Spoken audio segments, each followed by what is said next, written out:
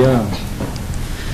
Em relação a uma observação que tu fizeste, Marcos, o interessante é que, como eu sou uma pessoa que emite opinião e posto comentários e curto, né? É interessante que a gente vê ali, mas são sempre os mesmos 10, 15, 30, 50, né? Mas a gente anda na rua em Montenegro, daí vem uma pessoa que tu nunca imaginou, diz, pá, mas tu escreveu aquilo. Continua vendo. É que nem graças a Deus eu sou ateu, né? Entende? As pessoas estão lá, elas estão acompanhando, elas percebem o que aprovam e o que não aprovam, e infelizmente por uma característica pessoal ou circunstancial ou outras questões, até muitas vezes de emprego ou colocação, as pessoas acabam no mínimo não curtindo, né? Aquilo eu achei legal, aquele comentário, poder colocar curtir ali, sem emitir opinião, concordando que aquela fala de tal pessoa é o que eu gostaria de falar, né? Que seria legal, e a pessoa não faz nada, mas encontra. Para mim, quando aconteceu ontem, teve o chimarrão, passou uma pessoa importante da comunidade que eu nunca imaginei. O cara disse, mas tu colocou aquilo, gostei. Eu disse, opa, que bom saber que tu nos vê, que tu estás lá, que tu participa uma forma de assistência, né? Está assistindo, né? Infelizmente, gostaria que tu também, ao menos curtisse ou de repente colaborasse, porque as ideias tuas seriam fantásticas, iriam fazer muito crescer. Seria isso. Vou pegar um gancho agora dos dois e vou passar a bola para o Daniel. Então é o seguinte, primeiro o gancho do Marco. A política, para mim, é algo fascinante. Então, eu não me considero um estudioso, me considero um curioso.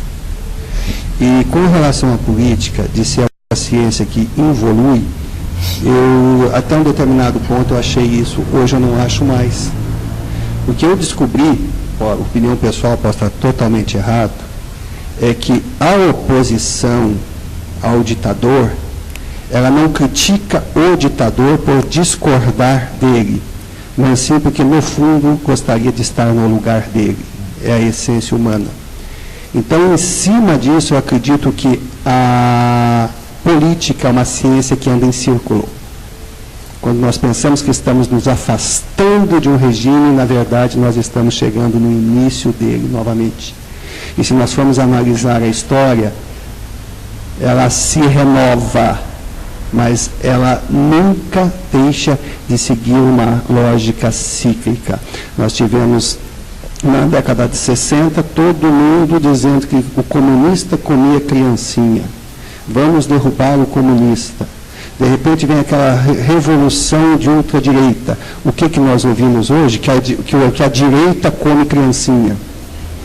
E hoje muita gente já começa a achar que a esquerda está na ditadura, ou seja, voltou a palavra ditadura, mas vem cá, não era de direita, de esquerda, ou seja, tudo são símbolos, mas nós estamos andando em círculo. E o Brasil está voltando, como o mundo todo está voltando ao que viveu há 30, 40 anos atrás, e isso vai acontecer sempre. Então, isso é com relação à política. Segundo, a questão do nosso, vamos dizer, da nossa audiência. Existe um cálculo, certo? Que diz que todo o grupo, quando ele é muito forte, ele tem 4% de audiência dentro dos membros. A audiência é um termo que eu uso, que eu acho que não seria esse.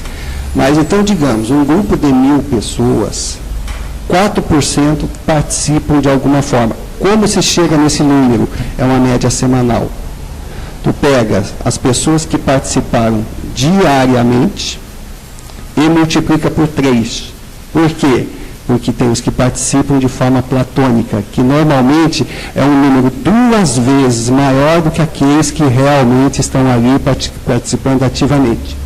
Que Tiago e eu, nós estamos fazendo esse cálculo, que não foi criado por nós, foi algo que nós pegamos. E nós descobrimos que a média do povoado hoje é de 8% de participação semanal. Eu estou falando 8% de 7.400 membros. Então, eu estou falando uma média de 700 pessoas por semana que, de uma forma direta ou indireta, estão ali no povoado. É uma grande responsabilidade. É uma grande responsabilidade. Então, em cima disso tudo, nós estamos sempre falando, sabe? A gente estuda, a gente tenta descobrir uma lógica, mas a gente bate no ser humano. E quando chega o ser humano, não existe coerência. Por que a pessoa não participa? N fatores. Por que a política não evolui, anda em círculo? N fatores. Mas o que eu estou tentando dizer é que a humanidade, ela se renova.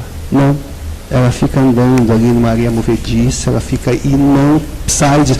Não estou dizendo que não vai sair. Mas se nós formos pensar, tem uma frase que eu coloquei quando eu tinha 20 e poucos anos, quando eu me arrisquei a escrever o meu primeiro livrinho. O homem, quanto mais evolui tecnologicamente, mais ele retorna à idade da pedra como ser humano. E se a gente for analisar, no fundo é isso. Então, Dani? Não, é como se fosse, como se fosse um jornal, né? Ele é lido por 4. Um jornal é lido por 4 pessoas, então multiplica. Seria mais ou menos isso aí.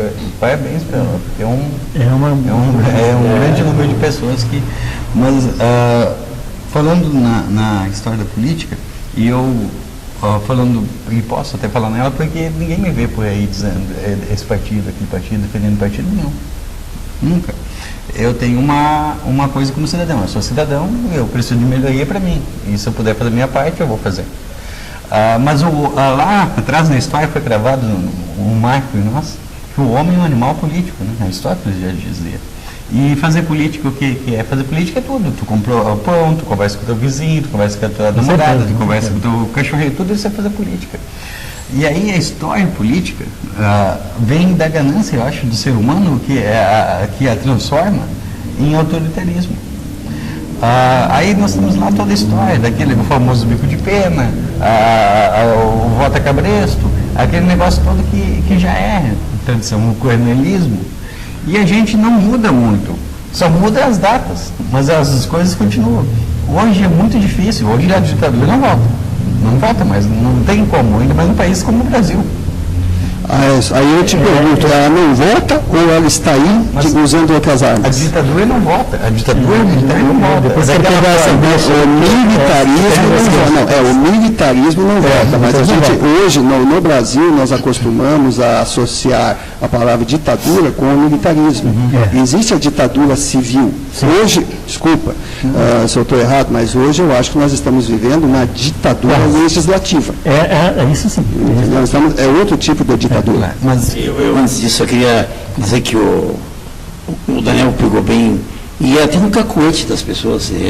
As pessoas dizem para mim, como é que tu te meteu nessa porcaria? Tu não tem vergonha? Eu detesto política, eu tenho nojo de política. Mas quem é que vai ser o candidato, hein?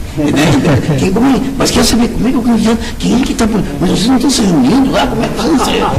Ele detesta a política, mas quer saber quem é o candidato? Já para falar mal do outro, eu tenho umas sugestões para apresentar e assim por diante. Mas a ditadura militar, aquela ditadura imposta lá atrás, não volta. O comunismo no Brasil também é impossível. O Brasil é um país eclético, não teria como implantar, é muito difícil.